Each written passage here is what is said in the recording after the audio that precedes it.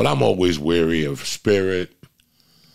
But the way that fucking American, Delta, and all these other airlines have been, Southwest has been killing motherfuckers lately. Killing people. With delays and stuff. These motherfuckers advertise a summer sale. I saw it. Now, let me tell you something about Southwest. I enjoyed them if you're going to fly 2 hours and less. Vegas, LAX, you know, Kennedy, fucking Buffalo, whatever, Newark, Buffalo. It's an hour to Southwest. If somebody's allergic to peanuts, you don't get peanuts for an hour. You're not going to fucking die. You know what I'm saying? So it's Southwest put an ad out for $49, and then 3 days later, they canceled 2,000 fucking summer routes. So after they took everybody's fucking money, you know, this shit concerns the fuck out of me.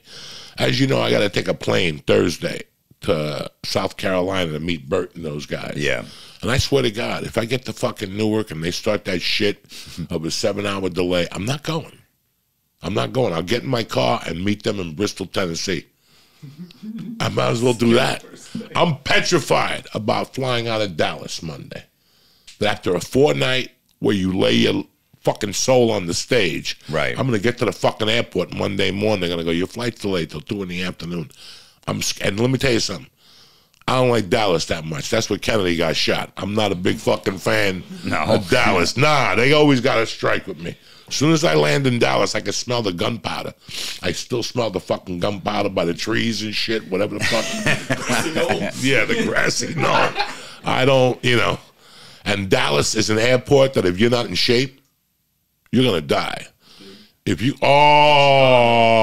yeah, Chicago, Detroit, Atlanta. Chicago, Detroit, Atlanta airport. Atlanta's a motherfucker.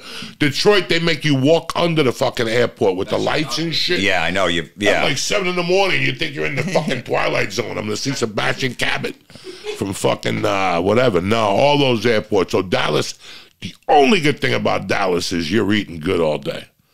They got the barbecue. They got the steakhouse in Dallas.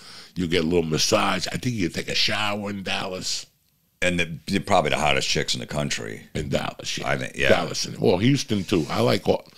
You know what? As a kid, when you're young, you go like, yeah, there's a lot of hot chicks down there. I got to tell you something.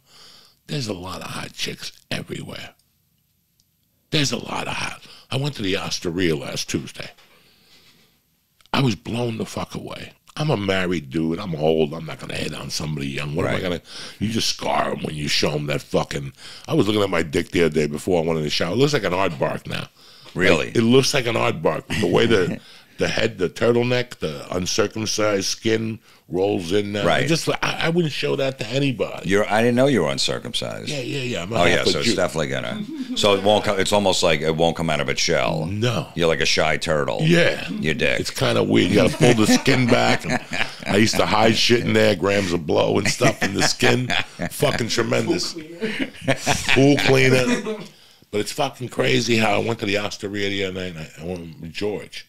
And I go, George, you got to start coming down here. Look at all these beautiful women over 40. Where'd we go? I went somewhere last week, and I'm like, there's great-looking women everywhere now. There's always going to be great-looking women. There's going to be bad-looking women. But there's great-looking fucking women down here in Jersey. I know. I just remember going to Dallas for the first time, you know, 15, 20 years ago, and then all of a sudden there was hot women, and they were nice to you. You know, New Jersey, they're not nice to you. You know what I mean? Like, you could barely get a hello. Hi, how are you? They're just like, what I'm married. I'm like, I just said hello. But there, they were nice, and you almost take it the wrong way. Like, this chick's into me. Like, no, that's just the way they are. So I just couldn't believe they were hot and nice. Me too. Houston was the one place that always shocked me. The South has always shocked me, how women will talk to you. And, you know, when you're young, you're like, fucking, why is she talking to me? Do I have a chance? Then you figure it out. You don't have a chance with everybody. People are just fucking nice sometimes. How many times did you try to hit on a woman, like, and you got the wrong idea and she wasn't interested? Like, you go to kiss her, and she's like, no, I'm just... You ever get that where she just turns her head? And you feel like a piece of shit afterwards. Yeah. You're like, ah. It's been 30 years, 25 years right, yeah, when you got... My first girlfriend, like 7th grade, she broke up with me because she said I didn't know how to kiss. So I said, listen, man, don't say anything to anybody. Let's just say we broke up, whatever. She goes, yeah, I'm not going to say anything. Don't worry about it. The next day, she told the whole school. It's really funny. You know, and they're like, oh, this guy, he doesn't know how to kiss. I fucking got pounded by that. She didn't, you know how to swap spit? I didn't know it then. Or just as simple? I had no idea. Just 7th grade. I didn't even jerk off yet, so I had no clue. No, I didn't. I didn't know how to kiss. I didn't know want I to was swap awkward. spit. I didn't want my tongue in some weird girl's tongue. She was like the hottest chick in the town. I couldn't believe it. She was a year older than me. I'm like, man, it's unbelievable. And she, you know, like after like a month, she's like, I'm done with this guy. I think I said, let's go meet at the swings. You know, that was probably a bad move. I'll meet you by the swings. By the swings, you know. I remember when I was like in the 1st grade in New York City, there was a girl, Debbie Dominguez, that used to show me her tits for $0.25. In the 1st grade. It's a good deal. She used to get a 45 single. Right. She'd pull up her shirt and get the single. And put the hole, right. And put the nipple. In the 1st grade, I still think about this. Like, where is this crazy bitch? She used to show it to me under the monkey bars. And she had like 3 brothers that were gorillas, the Dominguez brothers. And I was like, why are you showing me your tits? Just give me $0.25. I used to quarter her every day.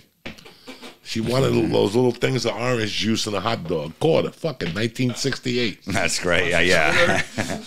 I know. You know, again, back to listening to like music that's like old.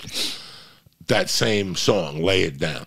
I'm driving with my wife, my daughter's in the back. I'm looking out the window and I'm just listening to the lyrics.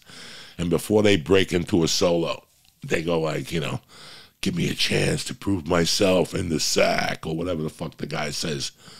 And I'm thinking about like that album came out when basically I was 21 years old.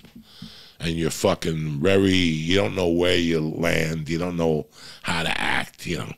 And I'll never forget being at a bar in Carbondale, Colorado. I'm 21 years old, and I'm talking to 2 guys that I lived with one guy, and the other guy's name was Big Ed. He was like a fucking 6'5" guy that got his dick sucked every day. Like he had like a 2-foot dick. He was like a beginning porno guy. But right. He didn't know how to get into porno. I'm dead serious with you. And I remember I was there with him, and he's like, Joey, talk to this girl. She wants to talk to you. And we were talking, and she's like, I sell, like, whatever. I have a van. I don't know what she sold. And I still remember to this day, like, looking at her and going, hey, why don't we go to the van? I'll show you what I'm about or something. And she was like, ew. And she just went away from me. And I'm like, where did that come from? Like, what am I going to do to her in a vacuum van? Right. Like, I was that naive and that foolish. Like, to this day, I think about that. Like, I said something to her in a very wrong sexual, you know, but it was 1983. Who the fuck? Nobody cared. At that time, you could grab a woman by the hair and stick your dick in her ear. Nobody said nothing to you. These people were savages in the 80s.